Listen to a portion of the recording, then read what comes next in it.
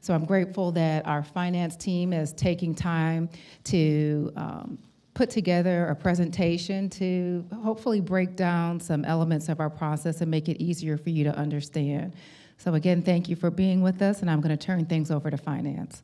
Thank you, Commissioner Cupid. And we have a short video here for you to kind of kick this off, and then we're going to go through a PowerPoint, brief PowerPoint, and then open it up for questions for y'all, because that's really what we're here for, is to help you help answer questions that you may have. And if there's something that you ask that today, we do have myself as Bill Volkman, the finance director, the deputy director, Buddy Tessar, and we have our budget director, Susan Revel, in the back. So between the three of us, hopefully one of us will be able to answer your questions. But we do want to have this video presentation real quick. Ross Cavett did a great job putting this together, and we're going to start off with that. So here we go. Cobb County Commissioners are prepared to vote on a budget with no property tax millage rate increase over the prior year. But if you've seen those ads in the newspapers and those headlines flashing by, it certainly looks like something else is going on, really all across the county. What is happening? When does no increase in tax rates equal a tax increase? The state, for whatever reason, makes local governments advertise a tax increase if they take in more money than the year before. And Cobb County will bring in more money this year because the tax assessor says the county's tax digest, the value of all property in the county, has increased by about 6% this year. That's good news if you own some of that property, and although the growth is slowing a bit, it means the county's economy is still looking pretty good.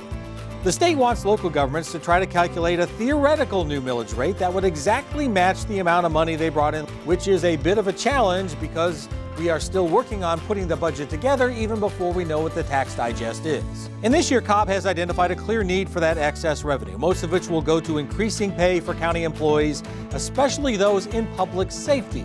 Many of Cobb's employees have only seen raises in 3 of the past 11 years, and public safety officials tell us the increasing competition for qualified candidates, especially cops and corrections officers, means the county needs to step up to the plate.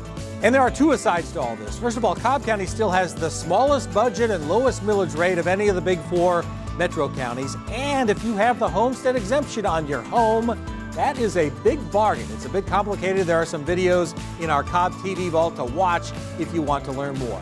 But the important thing to remember going forward, Cobb County's Board of Commissioners does not plan on raising the property tax millage rate this year. Okay, so that's just a brief overview. So one of the things we want to do today is kind of lay out the budget process, and then we're going to go through some terms and definitions that have come up in budget conversations, either with citizens, commissioners, or even staff, that have led to some confusing questions, which we wanted to clear up a little bit today. Let's see, there we go.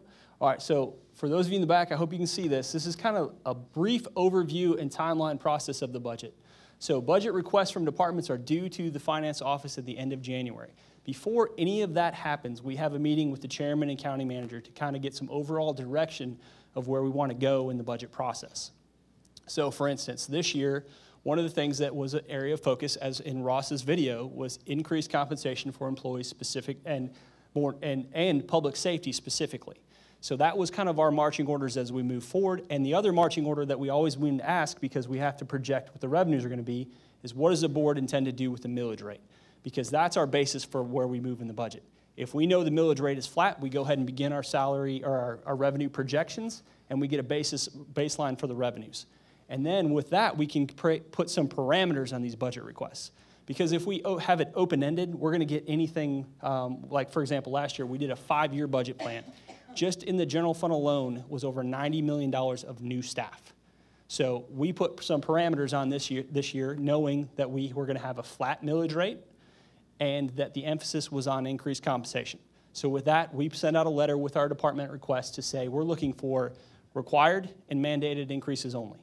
So ideally, we're not looking for additional personnel, expansion of programs. We're looking to fill the vacancies we have specifically in public safety and do what we need to do to maintain the current service levels. So that was our parameters as we move forward in this budget process.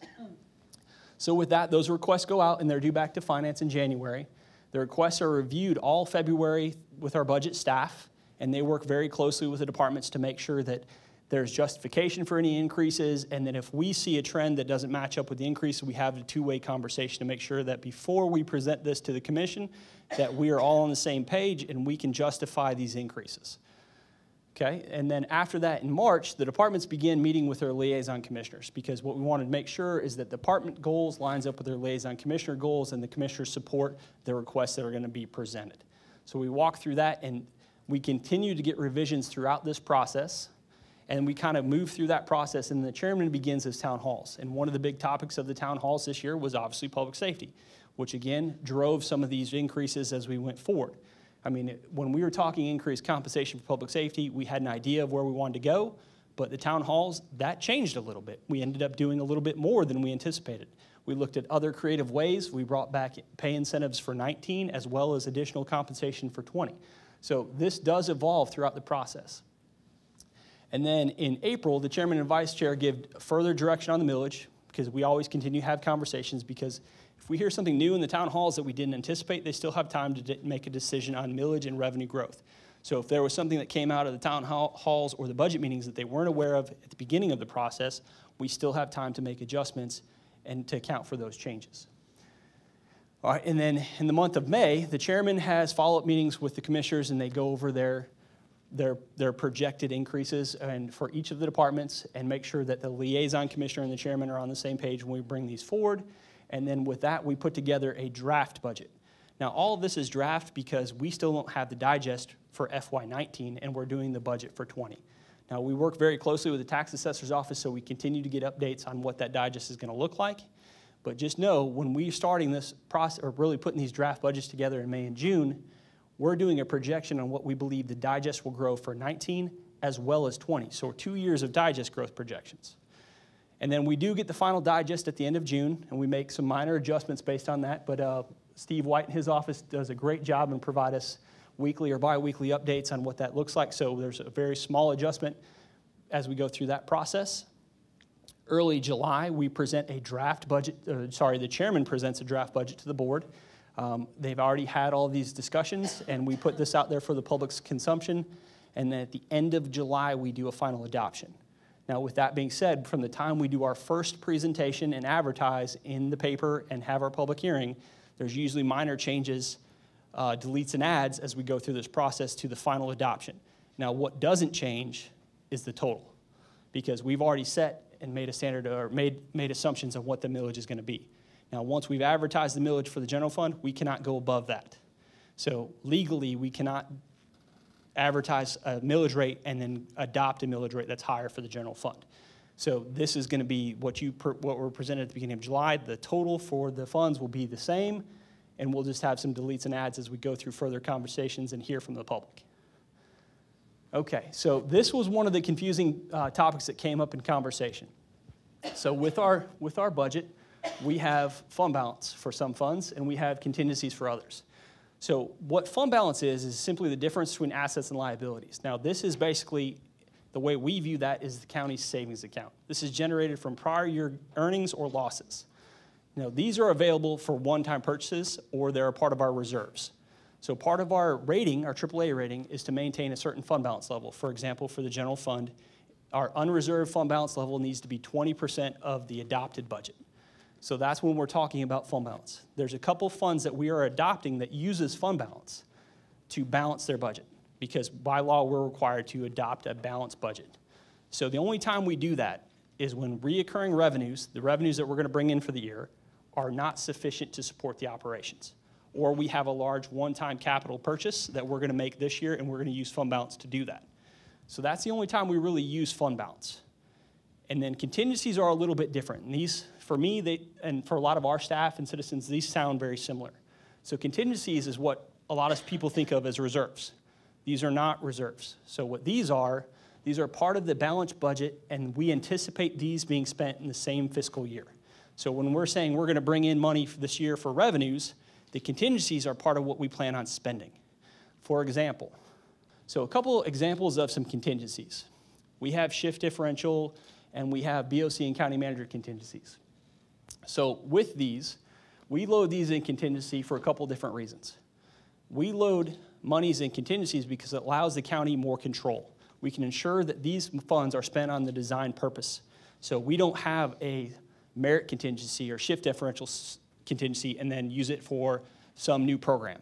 They have to be spent on the desired purpose. And by loading it in a contingency account, we can control that.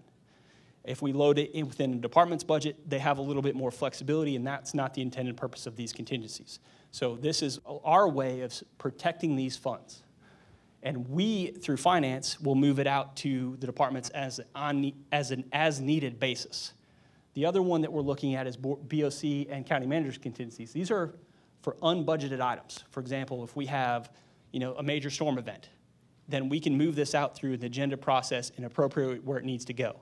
But we anticipate these being spent. Rather than coming back and saying, hey, we need more money from the citizens, we have these contingencies in place to safeguard that from happening. So that's kind of how we treat these contingencies. Again, it's the major purpose of this is having control of these funds. So that's how we adopt these. And these are, again, planned to be spent in the same fiscal year. Here's a complete list of the contingencies that are being proposed for 20. The biggest chunk that you'll see is a 4% merit and a 7% merit for certified and sworn employees. Again, we leave these here because that way we can control those. When we start the budget process, we take several personnel snapshots. Well, anybody who has a business, you understand that people leave and new people are hired.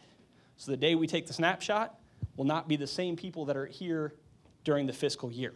So that way, one department may be a little bit higher, one department may be a little bit less. By having these here, we can control where those go and put where they're needed.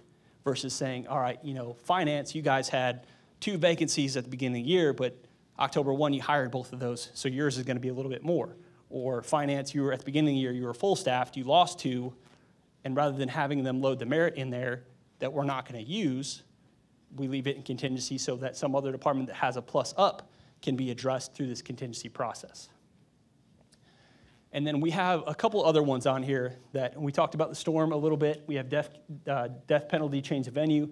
These ideally we don't use every year, but we have these in place of any of one of these events happening. If we don't have this event, we leave it. We leave it alone, we don't spend it, and we allow it to stay in reserves for next year. So a lot of these are replenished year over year. There's another one that we're looking at for police operating and capital. So if you remember last year, we plussed up public safety $15 million. We split equally between PD and sheriff. And as a part of that, this is what's remaining for police that's going to be used for capital contingency. So when police is going to use this money, they're going to bring it back and say specifically what we're going to use it for rather than us assuming what's going to happen with this funds. But what we have here is this will be spent by the end of the fiscal year. So they do have discretion because the $15 million was simply public safety enhancements. And last year we added staff. We looked at increased capital, operational costs that were being underfunded in years past. And that's why we have this in here, is to make sure that the $15 million that we gave them last year stays with police. Because what we didn't want to do is say, police got $15 million. Oh, well, here's $2 million. We're going to move it to finance, parks, or some other purpose. We wanted to be clear the $15 million was given to police and sheriff, and it's going to stay with police and sheriff. Okay, so we wanted to give you a quick breakdown of some of the funds. Most of the time what we spend, well, 99% of the time what we spend talking to the public about is the general fund. That's where we talk about the advertising of the millage rate, 8.46, and this supports the general operations of the county. Okay, this is the only fund that has a homestead exemption tied to it. So when we look at the other funds, the fire, the debt service fund, the Cumberland Special Service District, or the Six Flags Special Service District, they do not have the homestead exemption. So you're paying your millage based on your assessed value, or 40% of your 40% of your fair market value. So your assessed value is what your millage is going to be, your tax payment will be calculated on. Whereas the general fund is based on your homestead exemption. So if you bought your house, let's say 10 years ago and filed your homestead exemption, it doesn't matter what it's assessed for today, you're still paying on that value when you filed your exemption. So when we're looking at that purpose, that's where we have most of our conversations. And when we say it supports the general operations of the county, this is everything from parks, libraries, police, sheriff, ComDev, finance, HR, IS.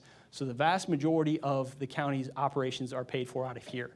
Now, yes, there's fees that go into this and help support this, so this is not 100% property tax funded by any means, but over half of this is property tax funded. And please remember that's residential, commercial. You're looking at public utilities, title ad valorem tax.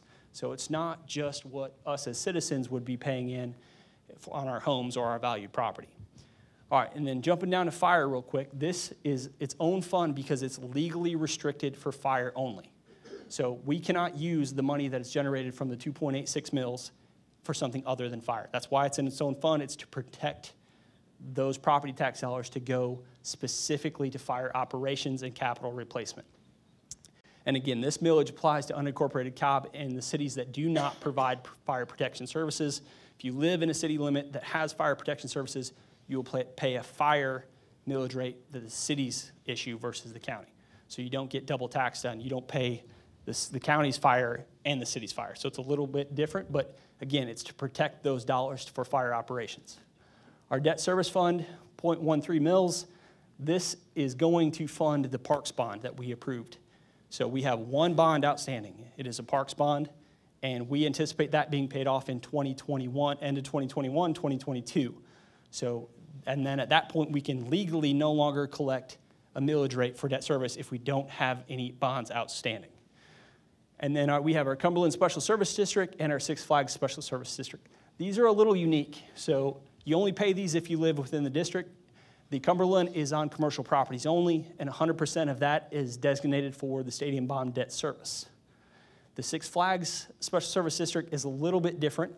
So it's not designated for any debt service payments per se. It's more to improve the growth. They're going to see streetscapes, interchange improvements, but it, again, only applies to the properties that are in that special service district. So if you don't live in that special service district or don't own property in that special service district, you do not pay that.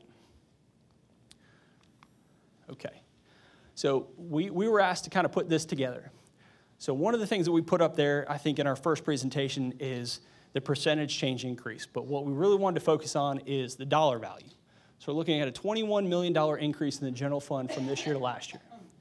Okay, again, not all of that comes from property taxes. So the state changed the way that they allocate their title ad valorem tax. The county saw a significant increase in that. That's a big chunk of that. We also see additional taxes from insurance premium taxes, some charges for service fee revenues. So this has made up a lot of different revenue sources, but the major drivers of this increase, $12 million increased compensation for employees. So you're looking at a 7% merit for public safety, certified and sworn, and a 4% merit for non-certified and sworn. And then we're looking at something that's outside of our control, because we have a jail facility, we have to take care of the inmates. Once they're in our care, we're responsible for their medical needs. That contract that we currently have today is expiring, and we're going out to bid. Based on the initial conversations, that is going to cost us roughly $4.1 million more next year than it did this year, simply from going out to bid, changing vendors, because it's no longer profitable for the vendor. They want out of that contract, and we know that this is going to come with a hefty price tag. But this is not something we have the ability or flexibility on. Again, once they're in our care, we have to provide these services to them. Okay, transit subsidy. This is one of the things that transit provides, transit operations to the entire county. One of the things that we've looked at is, trying to mitigate that. We have a fare box, which pays for a portion of that, but any transit system in the nation receives a subsidy. So this has grants that flow into it to help offset some of those subsidies, but you have basically three sources of revenue. You have the amount you pay to ride the bus, the grant revenues that come in, and the subsidy.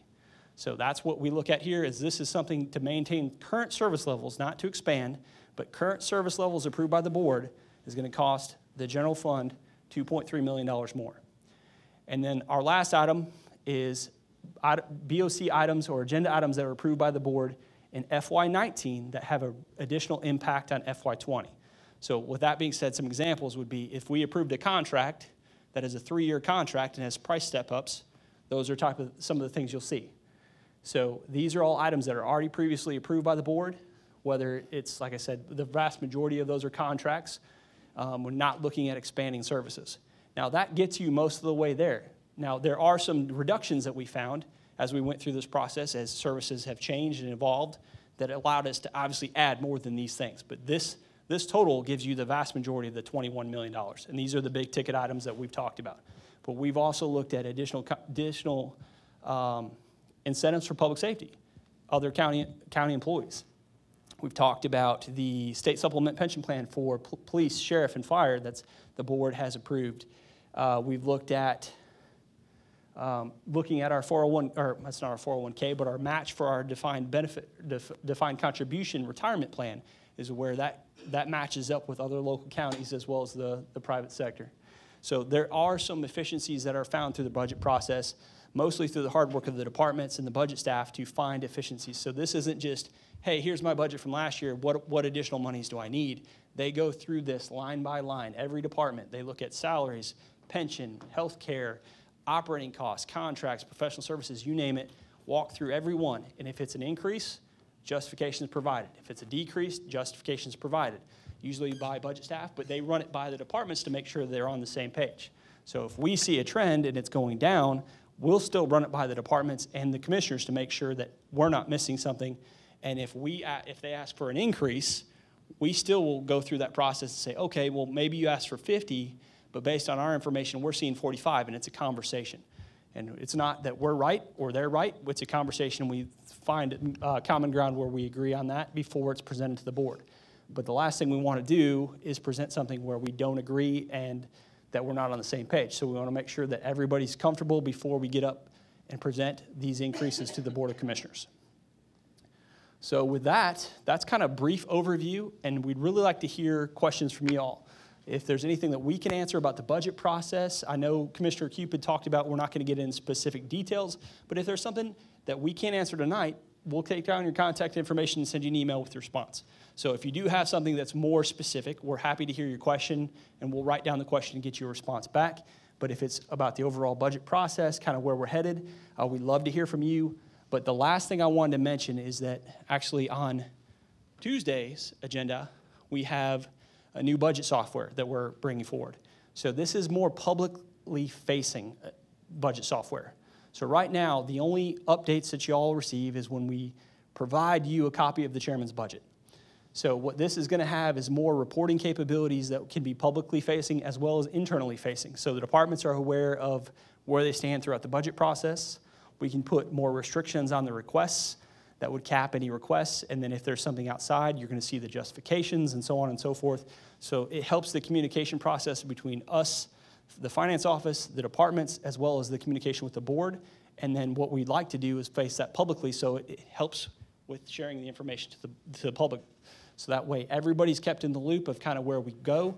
But just keep in mind, when you take a look at the budget one day, I promise you the next day it'll be a little bit different because it is an evolving process as we start this in January to final adoption in the end of July. So with that, any questions? All right, so we got the extra mic. Nothing earth-shattering. I'm curious, with the increases in police budgets, yes.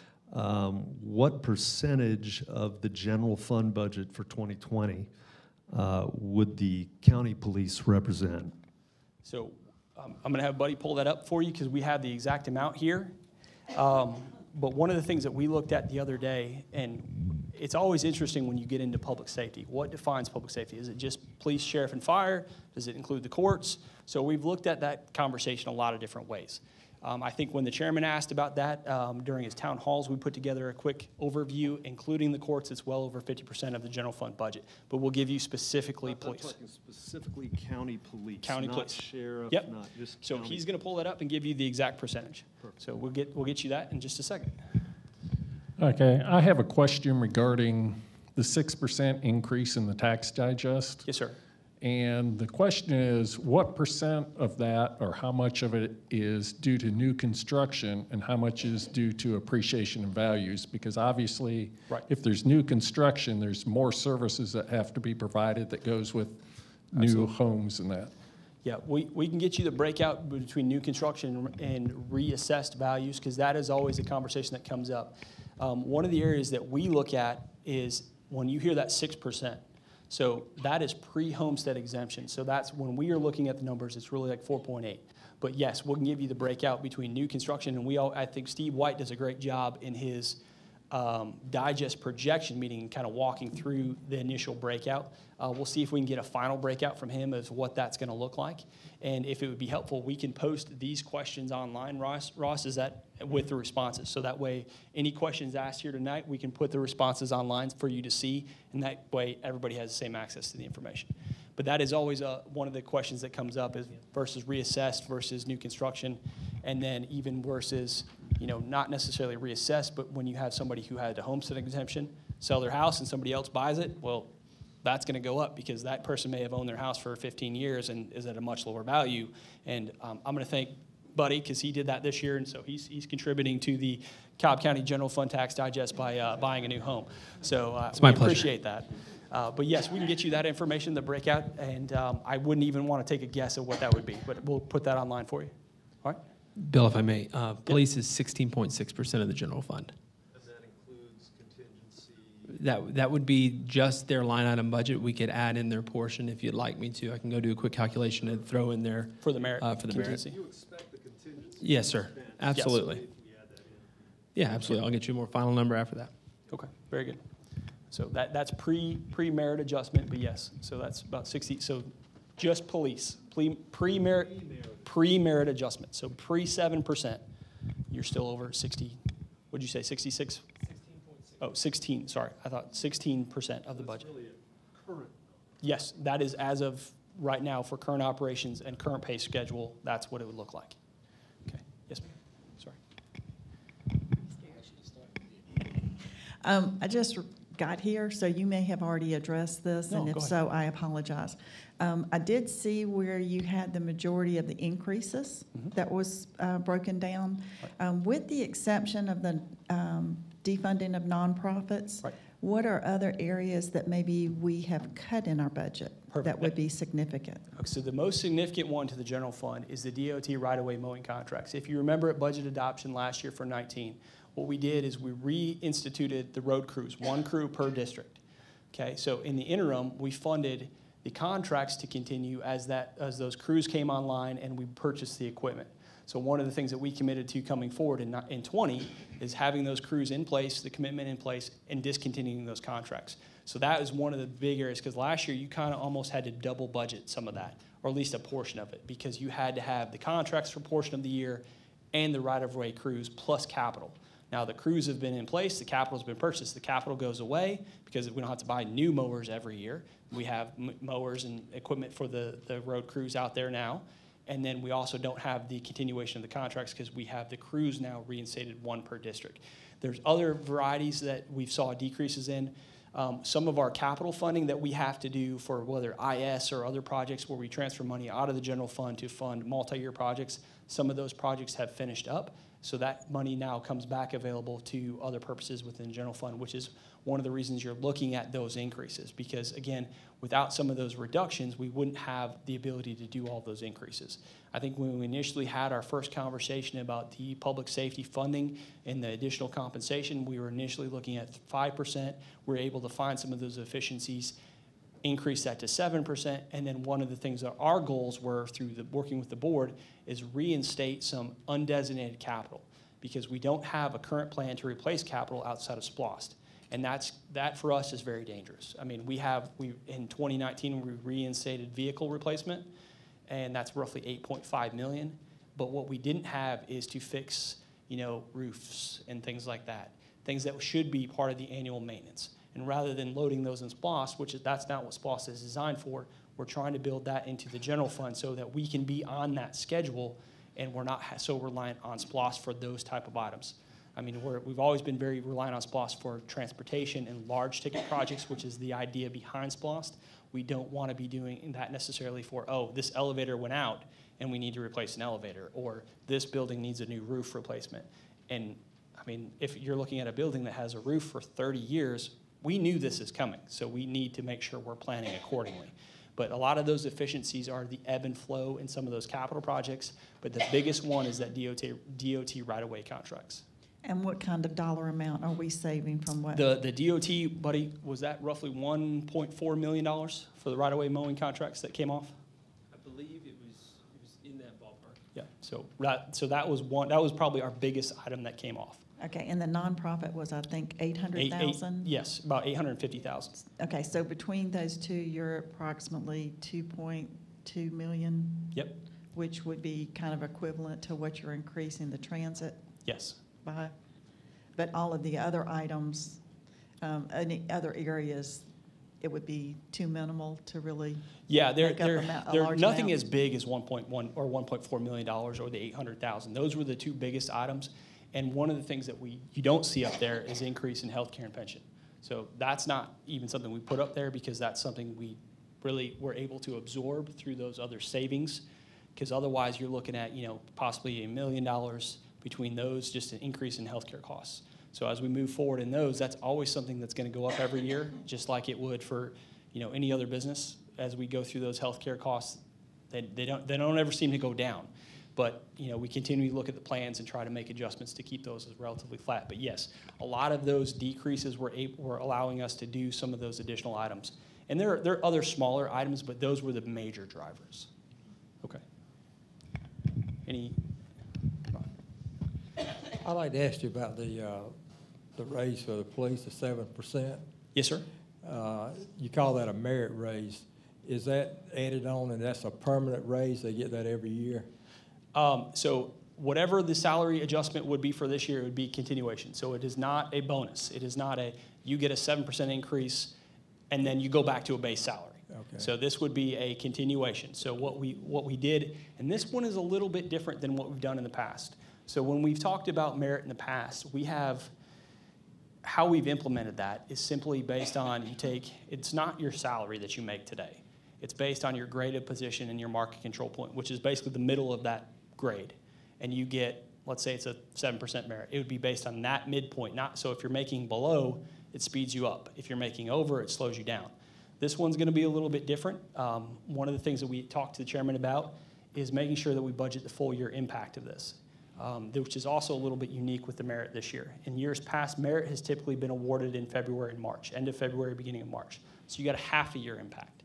So even if you choose not to give a merit next year, now you have to pick up that other half.